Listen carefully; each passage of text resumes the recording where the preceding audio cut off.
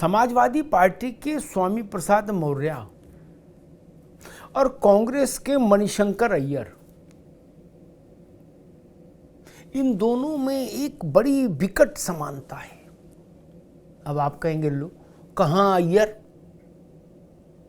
दुनिया की बड़ी बड़ी यूनिवर्सिटियों में पढ़े, विदेश उसमें रहे, प्रधानमंत्री कार्यालय में रहे, फिर अंग्रेजी जानने वाले एलिट किस्म के नेता, और कहाँ देसी स्वामी प्रसाद, निपट देसी। लेकिन समानता बड़ी विकट है, ऐसी कि हम आपको बताएंगे तो आप कहोगे हाँ भाई ये तो गजब समानता है।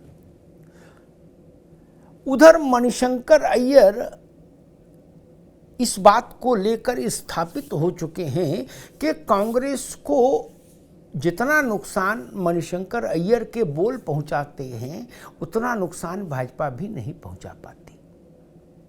ठीक, और फिर भी वो कांग्रेस के नेता हैं। स्वामी प्रसाद मौर्य उस रास्ते पर चल निकले हैं। अय्यर को आप मान लो कि वो प्रिंसिपल है, ये टीचर है उस कॉलेज के, लेकिन कॉलेज एक है। ये अब समाजवादी पार्टी को उसी गति में लाने के लिए जिम्मेदार बताए जा रहे हैं जिस गति में कांग्रेस को अय्यर साहब लाए।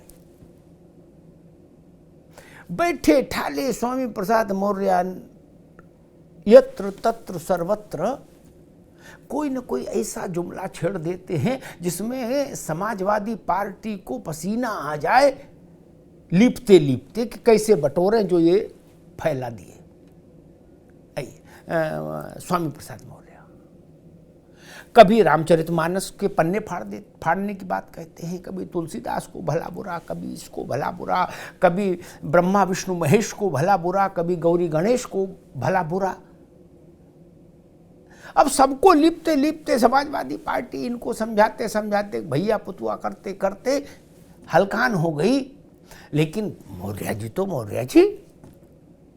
अभी बीच में एक नया बयान ले आए थे, बोले जी अयोध्या की खुदाई कराओ।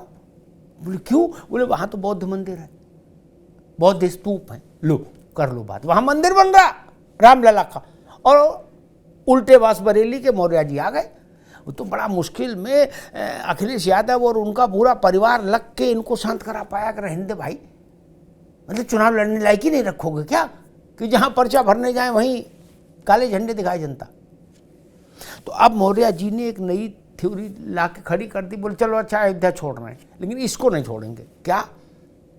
उन्होंने कहा हिंदू कोई धर्म ही नहीं है, धर्म के नाम पर धोखा है, सिर्फ धोखा। लो कर लो बात। दुनिया भर में हिंदुत्व का डंका बज रहा, भारत में हिंदुत्व का सांस्कृतिक पुनर्जागरण हो रहा, देश में सनातन संस्कृति के प्रतीक चिन्हों की पुनर्स्थापना हो रही। कश्मीर से कन्याकुमारी, असम से गुजरात तक सांस्कृतिक पुनर्वैभव की यात्रा चल रही देश में। काशी कॉरिडोर के चलते बनारस दप दप कर रहा है, दैदीप्यमान हो रहा है। अयोध्या विश्व की सबसे बड़ी धर्म नगरी बनने जा रही। मथुरा में काशी जैसा कॉरिडोर बनने को के रास्ते पर चल रहा है। मौर्य जी ने उस पुनीत कालखंड में ऐलान कर दिया कि हिंदू धर्म तो धोखा है, धोखा कोई धर्म नहीं। अब समाजवादी पार्टी के लोग ही अंदर से बिलबिला रहे हैं, कह रहे दैयर क्या बवाल कर दिया मौर्य ने, ये मरवा देंगे, मानेंगे नहीं। क्या? कुछ ने तो सार्वजनिक तौर पर मौर्य जी को लानत मलानत थूक दी। भाई कहां तक सहे वो भी, उनको भी तो चुनाव लड़ना है। वो जितनी जमीन बनाते हैं मौर्य जी गोड़ देते हैं सब, जैसी नील गाय नहीं होती। दिन भर किसान ने खेत में गुड़ाई नहीं रहेगी, रात में नील गाय दौड़ गई, सुबह देखा खेत हो गया बराबर।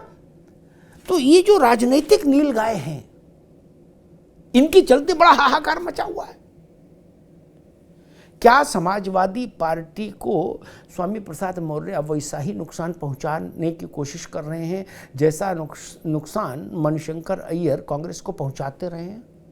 ये एक बड़ा सवाल है। स्वामी प्रसाद मौर्य के चलते समाजवादी पार्टी को कुछ लाभ हुआ हो, ऐसा नहीं दिखा, क्योंकि स्वामी मौर्य 2022 का अपना ही विधानसभा का चुनाव हार गए, इसलिए वो ये क्लेम नहीं कर सकते कि मेरे चलते सपा को लाभ हो गया। अरे भाई, लाभ तो तब होता पहले आप तो जीतते, लेकिन सपा को नुकसान हो रहा है, इससे सपा के लोग भी इनकार नहीं करते। तो वो नुकसान कितना, और लोकसभा चुनाव तक अगर ये स्वामी प्रसाद मौर्य के बोल वचन जारी रहे तो समाजवादी पार्टी को उसका क्या और कितना खामियाजा उठाना पड़ सकता है।